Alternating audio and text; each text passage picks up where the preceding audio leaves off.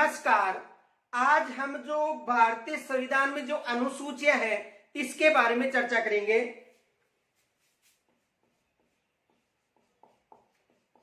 भारतीय संविधान में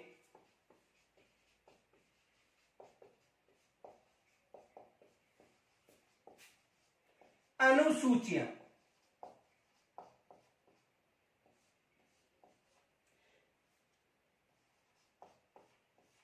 तो देखो यदि भारतीय संविधान में अनुसूची की बात करें तो जब संविधान बनकर तैयार हुआ था यानी मूल संविधान की बात करें तो मूल संविधान में केवल 8 अनुसूचियां थी और वर्तमान में कितनी अनुसूचियां हैं? 12 अनुसूचियां। तो देखो यदि मूल संविधान की बात करें, मूल संविधान, तो मूल संविधान में 8 अनुसूचियां थी।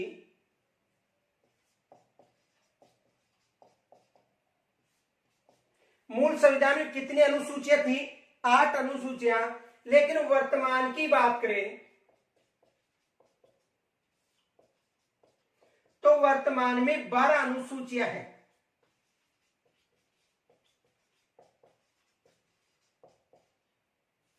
एग्जाम में प्रश्न बन सकता है कि मूल संविधान में कितनी अनुसूचियां थी?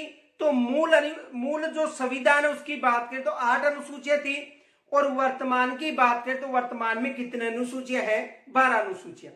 अब देखो यहां से एग्जाम में प्रश्न बन सकता है, देखो जो 9वीं 10वीं 11वीं और 12वीं अनुसूची की बात करें, जैसे मान लो 9वीं अनुसूची है तो 9वीं अनुसूची में भूमि संबंधी जो उपबंध उनका उल्लेख है, 10वीं अनुसूची में दल बदल संबंधी उल्लेख मिलता है, 11वीं अनुसूची में पंचायती राज अधिनियम संबंधी उल्लेख मिलता है और 12वीं जो अनुसूची है उसमें नगरपालिका अधिनियम संबंधी उल्लेख मिलते हैं।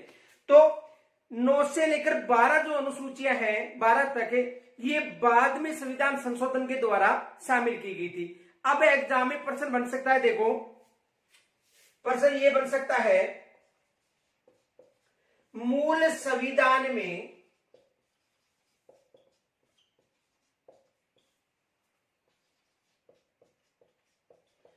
कौन सी अनुसूची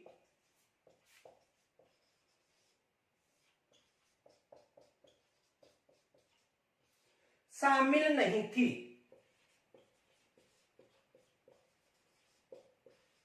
यदि मूल संविधान की बात करें तो प्रश्न बन सकता है कि मूल संविधान में कौन सी अनुसूची शामिल नहीं थी। अब देखो आपको ऑप्शन मिल सकता है, जैसे मान लो वेतन व भत्ते संबंधी, ब में मिल सकता है शपथ व प्रतिज्ञान संबंधी, स में मिल सकता है भाषाओं संबंधी और द में मिल सकता है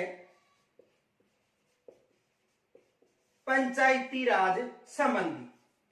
तो देखो यदि मूल संविधान की बात करें तो मूल संविधान में अनुसूची 2 में वेतन व भत्ते का उल्लेख मिलता है, अनुसूची 3 में शपथ व प्रतिज्ञान का उल्लेख मिलता है, अनुसूची 8 में भाषाओं का उल्लेख मिलता है और जो अनुसूची 11 है उसमें किसका उल्लेख मिलता है? पंचायती राज का उल्लेख मिलता है। तो मूल संविधान में किसका उल्लेख नहीं था? पंचायती राज, यानी कौन सी अनुसूची है? 11वीं अनुसूची का उल्लेख नहीं था। ऐसा एग्जाम में प्रश्न बन सकता है। तो इसे ध्यान से समझो कि यदि मूल संविधान की बात करें केवल 8 अनुसूचियां बतानी है, वर्तमान में 12 अनुसूचियां बतानी है और 12 में 9, 10, 11, 12 बाद के संविधान संशोधन के द्वारा इन्हें शामिल की गई थी। और प्रश्न ये भी बन सकता है कि मूल संविधान में कौन सी अनुसूची शामिल नहीं थी या अनुसूची शामिल थी। तो देखो ये जो वेतन भत्ते संबंधी दूसरी अनुसूची है, शपथ और प्रतिज्ञान संबंधी तीसरी अनुसूची है, भाषाओं की बात करें तो 8वीं अनुसूची में उल्लेख मिलता है और पंचायती राज का पूछा जाए तो किस अनुसूची मिलता है? 11वीं में। तो 9, 10, 11, 12 बाद में शामिल की गई थी, इसलिए कौन सा होगा? द। यहां तक स्क्रीनशॉट ले सकते हो।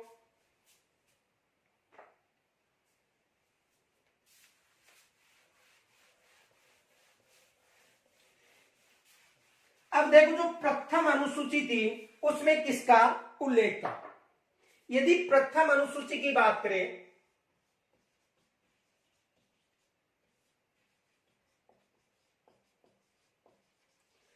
तो देखो प्रथम अनुसूची में जो भारत के राज्य व केंद्र शासित प्रदेश हैं इनका उल्लेख मिलता है। यानी वर्तमान में 28 राज्य और 8 केंद्र शासित प्रदेश हैं, तो 28 राज्य और 8 केंद्र शासित प्रदेशों का उल्लेख किस अनुसूची मिलता है, अनुसूची प्रथम में।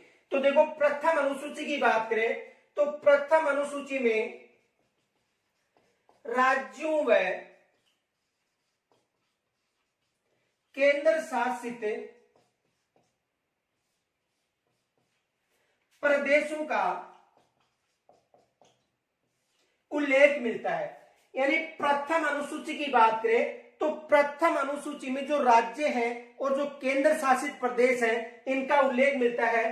तो भारत के संविधान में वर्तमान की बात करें तो भारत में वर्तमान में कितने राज्य हैं, 28 राज्य, और कितने केंद्र शासित प्रदेश हैं, 8 केंद्र शासित प्रदेश।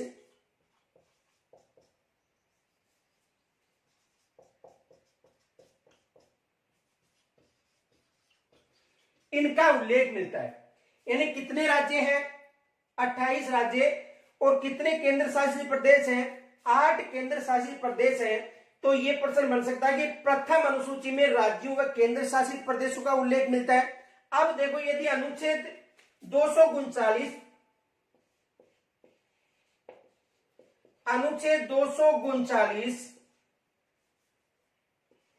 कै की बात करें तो इसके अनुसार देखो दिल्ली को राष्ट्रीय राजधानी क्षेत्र घोषित किया गया है। यदि अनुच्छेद 239 कै की बात करें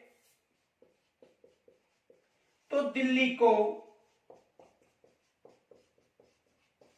राष्ट्रीय राजधानी घोषित किया गया है। किस अनुच्छेद में, अनुच्छेद 239 कै के अनुसार दिल्ली को राष्ट्रीय राजधानी घोषित किया गया है। परंतु याद रखना ये एक केंद्र शासित प्रदेश भी है। यानी जो दिल्ली है ये राष्ट्रीय राजधानी क्षेत्र तो घोषित किया गया है, लेकिन इसके साथ साथ एक केंद्र शासित प्रदेश भी है, ये भी याद रखना। यानी राष्ट्रीय राजधानी के साथ साथ केंद्र शासित प्रदेश भी है।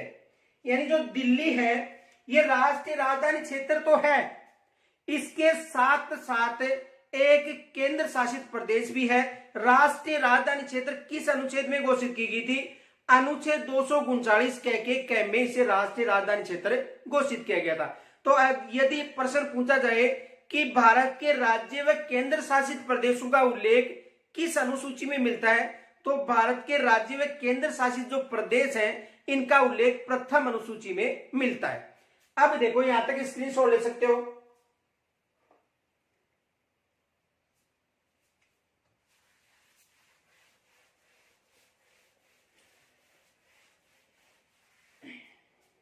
देखो अनुसूची 2 की बात करें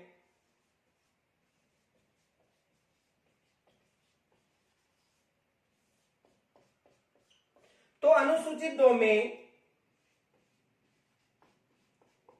वेतन, भत्ते व पेंशन का उल्लेख मिलता है। किस अनुसूची में, यदि अनुसूची 2 की बात करें तो अनुसूची 2 में वेतन, भत्ता व पेंशन का उल्लेख किस अनुसूची मिलता है, अनुसूची 2 में। यानी राष्ट्रपति हो गया, राज्यपाल हो गया, इनके अलावा जो राज्यसभा का अध्यक्ष हो गया या सभापति मान लो, या उपसभापति हो गया, लोकसभा का अध्यक्ष हो गया, लोकसभा का उपाध्यक्ष हो गया, विधानसभा के अध्यक्ष या उपाध्यक्ष हो गए, सर्वोच्च न्यायालय, उच्च न्यायालय के जो न्यायाधीश हैं, इनके जो वेतन भत्ता और जो पेंशन संबंधी जो उल्लेख है ये किस अनुसूची में मिलता है, अनुसूची 2 में। देखो राष्ट्रपति की बात करें, राज्यपाल की बात करें,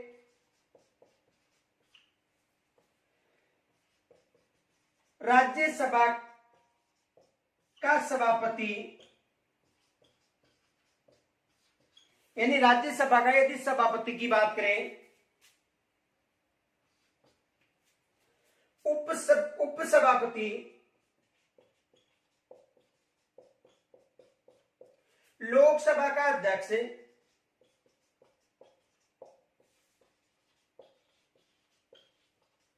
या उपाध्यक्ष,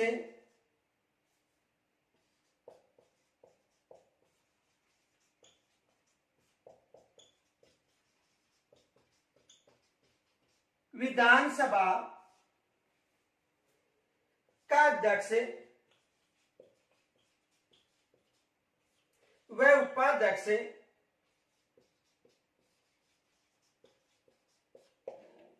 विधान परिषद का सभापति हो गया उपसभापति,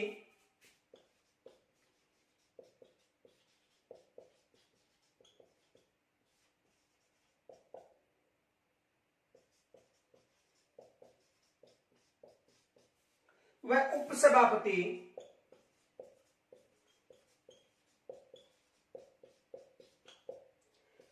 उच्च न्यायालय,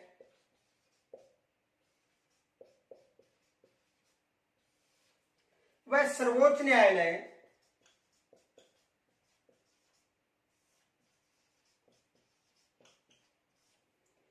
के अध्यक्ष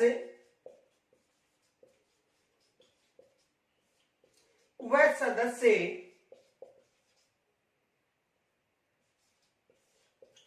आदि, यानी इनका जो उल्लेख है वो किस अनुसूची में मिलता है? अनुसूची दूसरी में प्रश्न आ सकता है कि जो भारत के राष्ट्रपति हैं इनके वेतन भत्ते और पेंशन का उल्लेख किस अनुसूची में मिलता है? तो अनुसूची 2 में, यानी राष्ट्रपति हो गया, राज्यपाल हो गया, राज्यसभा का जो सभापति हो गया, उपसभापति हो गया, लोकसभा का अध्यक्ष हो गया, उपाध्यक्ष हो गया, इनके अलावा जो भी सर्वोच्च न्यायालय या उच्च न्यायालय के जो न्यायाधीश हैं, राज्यपाल हो गया, इनका जो वेतन भत्ता और पेंशन है, जैसे नियंत्रण महालेखाकार परीक्षक हो गया, तो ये जितने भी हैं इनके जो वेतन और भत्ते या पेंशन का जो उल्लेख है वो किस अनुसूची में मिलता है?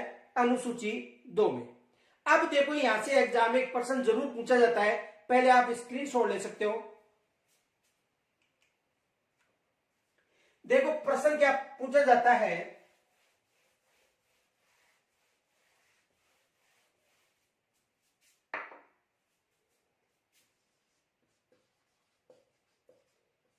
किसके वेतन भत्ते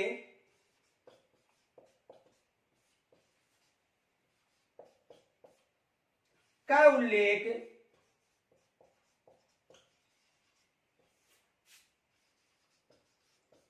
अनुसूची 2 में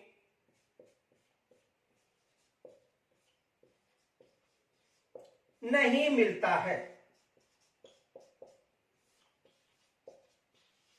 यानी किसके वेतन भत्ते का उल्लेख अनुसूची 2 में नहीं मिलता है?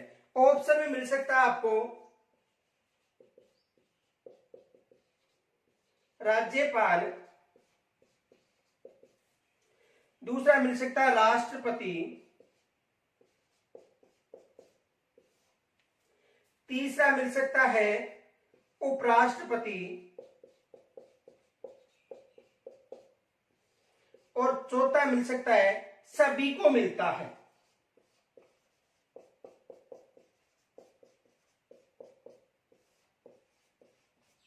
देखो किसके वेतन भत्ते का उल्लेख अनुसूची 2 में नहीं मिलता है?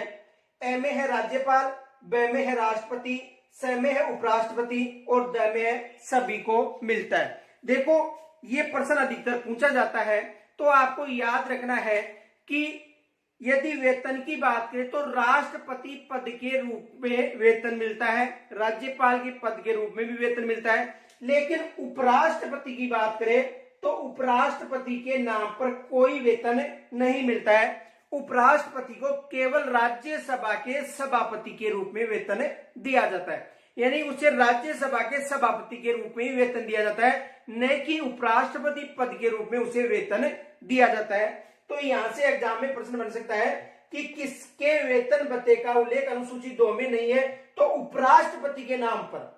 देखो राज्यसभा के नाम, जो राज्यसभा का सभापति होता है वो कौन होता है? उपराष्ट्रपति। तो उसे राज्यसभा के सभापति के रूप में ही वेतन मिलता है, न कि उपराष्ट्रपति के नाम पर वेतन मिलता है। देखो उपराष्ट्रपति,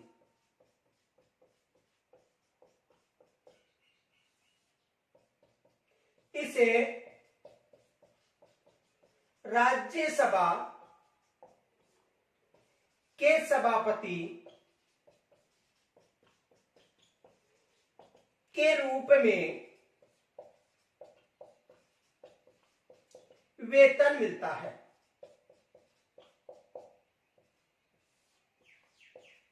न कि उपराष्ट्रपति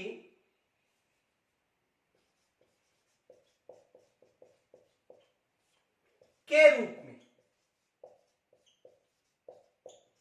ये याद रखना कि उपराष्ट्रपति को केवल राज्यसभा का जो सभापति है उसके रूप में ही वेतन मिलता है, न कि उपराष्ट्रपति के रूप में वेतन दिया जाता है। तो यहां तक स्क्रीनशॉट ले सकते हो।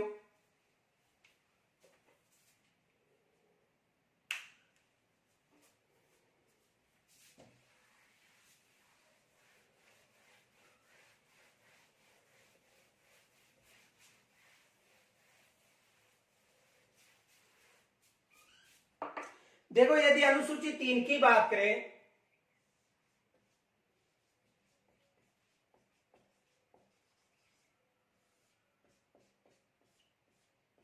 तो अनुसूची 3 में देखो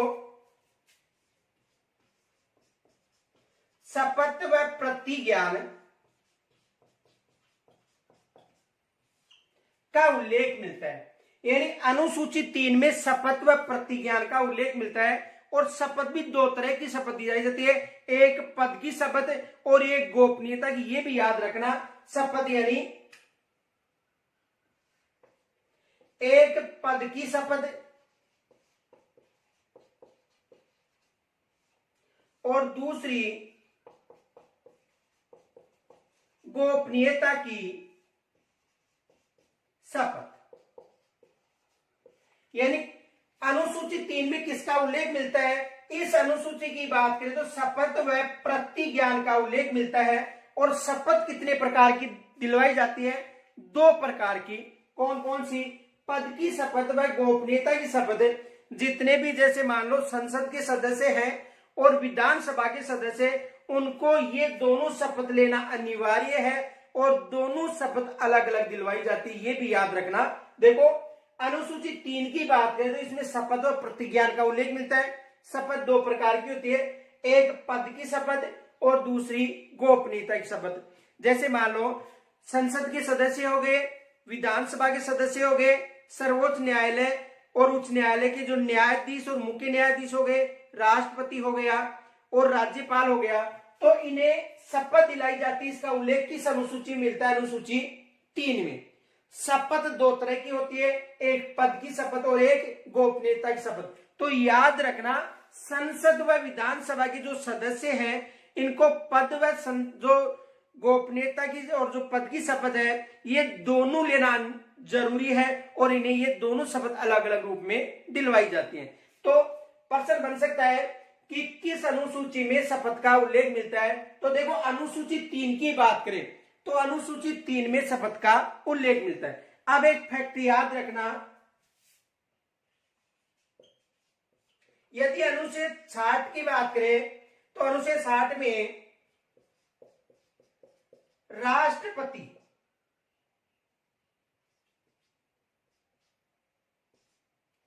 की शपथ का उल्लेख है। किस अनुच्छेद में? यानी अनुच्छेद 60 में राष्ट्रपति की शपथ का उल्लेख है। यदि अनुच्छेद 69 की बात करें तो अनुच्छेद 69 में उपराष्ट्रपति की शपथ का उल्लेख है। और यदि अनुच्छेद 159 की बात करें तो अनुच्छेद 159 में राज्यपाल की शपथ का उल्लेख है। ये याद रखना। तो देखो भारतीय संविधान में अनुसूचियों का जो महत्व अनुसूची तीसरी में शपथ और प्रतिज्ञान का शपथ 2 याद रखना, पद की शपथ और गोपनीयता की शपथ। यदि अनुच्छेद 60 की बात करें तो इसमें राष्ट्रपति का उल्लेख मिलता है। यदि अनुच्छेद 69 की बात करें तो इसमें उपराष्ट्रपति की शपथ का उल्लेख है।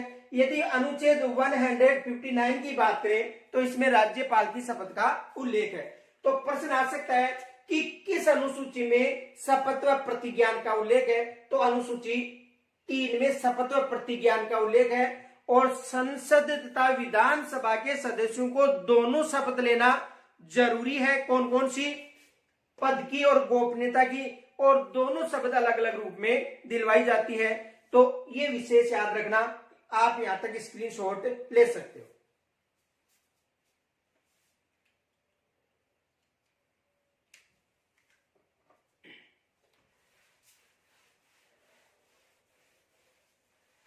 यदि अनुसूची 4 की बात करें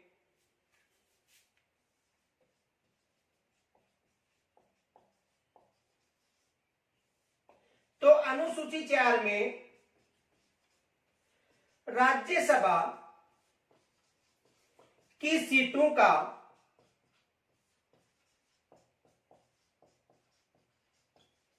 उल्लेख है।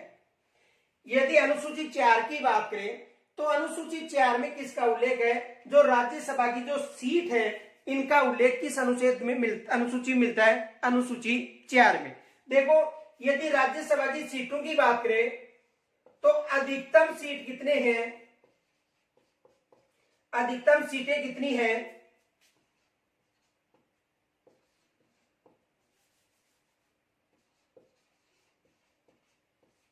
तो अधिकतम सीटें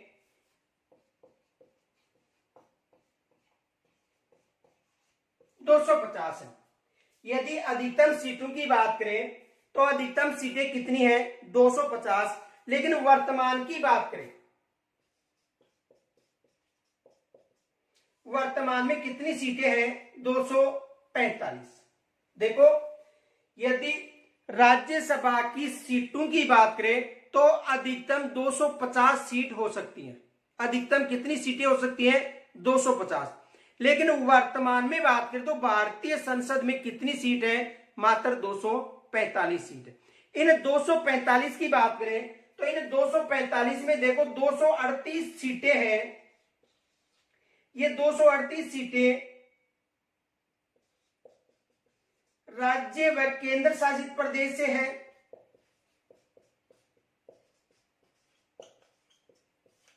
यानी 245 में से 233,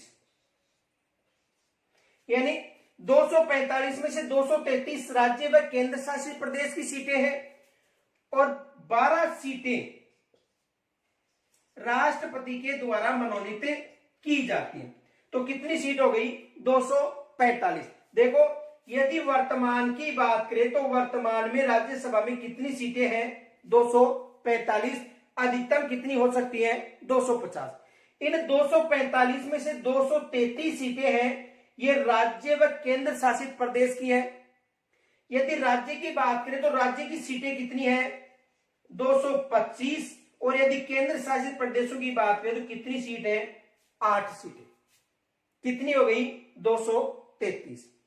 और 12 सीटें राष्ट्रपति के द्वारा कला, संस्कृति, साहित्य आदि क्षेत्रों से मनोनीत किया जाता है। किनके द्वारा? राष्ट्रपति के द्वारा। तो कितनी सीटें हो गई? 245। यदि 250 जो अधिकतम सीटें कितनी है? 250। इन 250 में देखो 238 सीटें हैं, ये राज्य व केंद्र शासित प्रदेश की हो गई।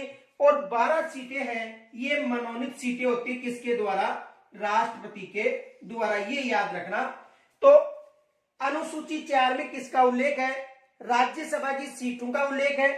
राज्यसभा की सीटें अधिकतम कितनी हो सकती हैं? 250 सीटें हो सकती है। इन 250 में से 238 सीटें राज्य व केंद्र शासित प्रदेश से हो सकती हैं और 12 सीटें राष्ट्रपति के द्वारा मनोनीत की जाती है कला, संस्कृति, साहित्य इत्यादि क्षेत्रों से। अब देखो, वर्तमान की बात करें तो वर्तमान में कितनी सीटें हैं? 245 सीटें। इन 245 में 233 सीटें राज्य व केंद्र शासित प्रदेश से हैं और 12 सीटें मनोनीत होती हैं। ये जो 233 सीटें हैं जो राज्य व केंद्र शासित प्रदेश है, उनमें से देखो 225 सीटें राज्यसभा में जो राज्य हैं उनसे होती हैं और 8 सीटें केंद्र शासित प्रदेश, जो 8 केंद्र शासित प्रदेश हैं उनसे हैं। तो कितनी हो गई? 233। यदि राज्यसभा की सीटों की बात करें तो सर्वाधिक है वो 31 सीटें कहां से है? उत्तर प्रदेश से। ये याद रखना, सर्वाधिक सीटें किस राज्य से हैं? उत्तर प्रदेश से सर्वाधिक सीटें हैं। और यदि राजस्थान की बात करें तो देखो राजस्थान से कितनी सीटें हैं? 10 सीटें। यानी राजस्थान से कितनी सीटें हैं? 10 सीटें। यह प्रश्न पूछा जा सकता है कि जो राज्यसभा है इसमें सदस्य होते हैं, तो एक तो अप्रत्यक्ष रूप से निर्वाचित सदस्य होते हैं और दूसरे मनोनीत होते हैं। दो तरह के सदस्य होते हैं, एक होते हैं मनोनीत, जो राष्ट्रपति के द्वारा 12 सदस्यों को मनोनीत किया जाता है, और दूसरे होते हैं अप्रत्यक्ष निर्वाचित।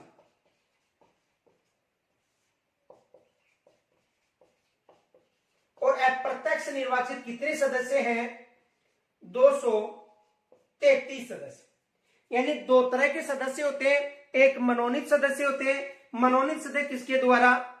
मनोनीत सदस्य होते हैं राष्ट्रपति के द्वारा। कितने सदस्य? 12 सदस्य। दूसरे हैं जो अप्रत्यक्ष रूप से निर्वाचित सदस्य होते हैं, और कितने होते हैं? 233। 233 में आपको बताया था 225 राज्यों से, यानी इनमें 225 सदस्य हैं ये राज्यों से होते हैं, और 8 सदस्य किनसे होते हैं? केंद्र शासित प्रदेश से। टोटल कितने हो गए? 233 सदस्य। तो यहां से एग्जाम में प्रश्न बन सकता है, प्रश्न आ सकता है कि राजस्थान से राज्यसभा की 10 सीटें हैं, तो बताओ इनका उल्लेख किस अनुसूची में मिलता है? या राजस्थान के राज्यसभा की सीटों का उल्लेख किस अनुसूची में मिलता है? तो अनुसूची 4 में मिलता है। अब आपको कमेंट्स के द्वारा मुझे यह बताना है कि राजस्थान के समान किस राज्य में जो राज्यसभा की सीटें हैं, यानी राजस्थान में कितनी सीटें हैं? 10। तो ऐसा कौन सा राज्य है जिसमें राजस्थान के समान 10 सीटें हैं? ये आपको कमेंट्स के द्वारा मुझे जरूर बताना है। यहां तक स्क्रीनशॉट ले सकते हो।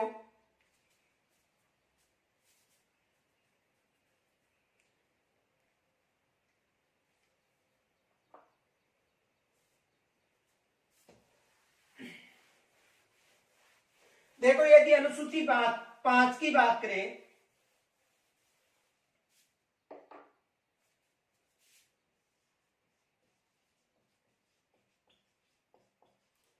अनुसूची 5, तो देखो इस अनुसूची में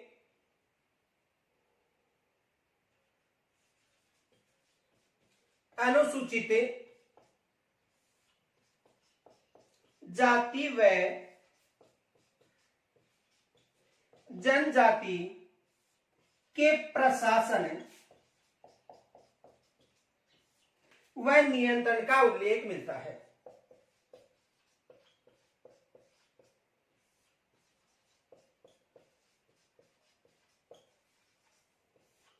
देखो इसे समझो, यदि अनुसूची 5 की बात करें तो अनुसूची 5 में अनुसूचित जाति और अनुसूचित जनजाति के प्रशासन व नियंत्रण का उल्लेख किस अनुसूची में मिलता है?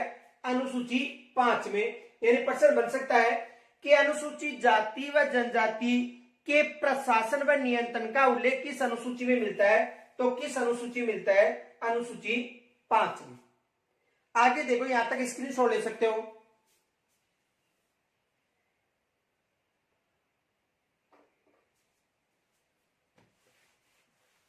यदि अनुसूची 6 की बात करें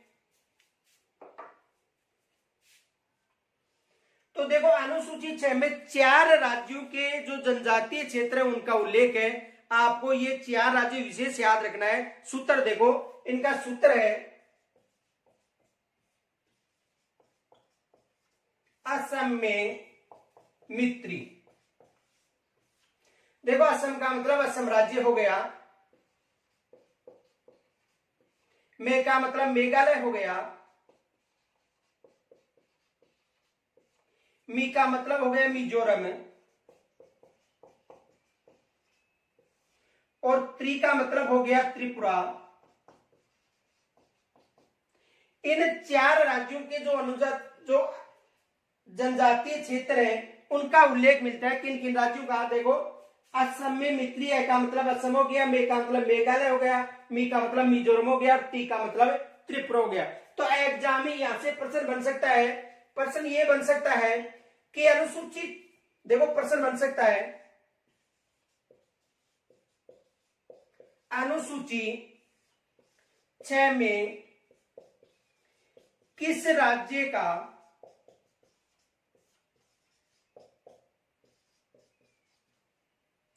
यानी अनुसूची 6 में किस राज्य का उल्लेख नहीं मिलता है? यह प्रश्न हो गया कि अनुसूची 6 में किस राज्य का उल्लेख नहीं मिलता है। ए में दे दिया असम, बे में दे दिया मेघालय, ए में क्या है? असम, बे में है मेघालय, से में दे दिया मणिपुर और दे में दे दिया मिजोरम। तो देखो, असम का भी है, मेघालय का भी है, मिजोरम का भी है, लेकिन मणिपुर का नहीं है। किसका नहीं है? मणिपुर का। देखो सूत्र याद रखना, सूत्र है असम में मित्री, ए का मतलब असम, असम का मतलब असम हो गया, मे का मतलब मेघालय, यहां पर मित्री है, मत्री नहीं है, याद रखना मित्री। मित्री का मतलब मिजोरम और त्रिपुरा, क्योंकि ऑप्शन में मणिपुर जरूर दिया जाता है कंफ्यूज करने के लिए। तो याद रखना अनुसूची 6 में किन किन राज्यों का उल्लेख है? असम, मेघालय, मिजोरम और त्रिपुरा राज्य हैं। इनका उल्लेख किस अनुसूची में? अनुसूची 6 में। और प्रश्न बन सकता है कि अनुसूची 6 में किस राज्य का उल्लेख नहीं मिलता है? तो असम का मिलता है, मेघालय का मिलता है, मणिपुर का नहीं मिलता है, और किसका मिलता है? मिजोरम का मिलता है और त्रिपुरा का। तो यहां तक स्क्रीनशॉट ले सकते हो।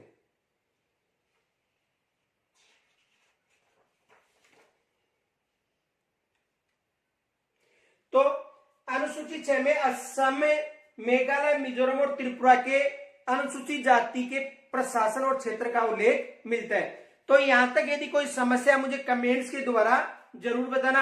आपको एक प्रश्न दिया था कि राज्यसभा की राजस्थान के समान किस राज्य की सीटें हैं, ये आपको मुझे कमेंट्स के द्वारा जरूर बताना है। इनके साथ साथ देखो, एक हमारा जो चैनल है ज्योग्राफी 100, इस चैनल पर जो वर्तमान में राजस्थान का जो भूगोल है उसमें जो परिवर्तन हुआ है उसके अनुसार क्लासेस चल रही है, और भारत का जो भूगोल है वो भी चल रहा है।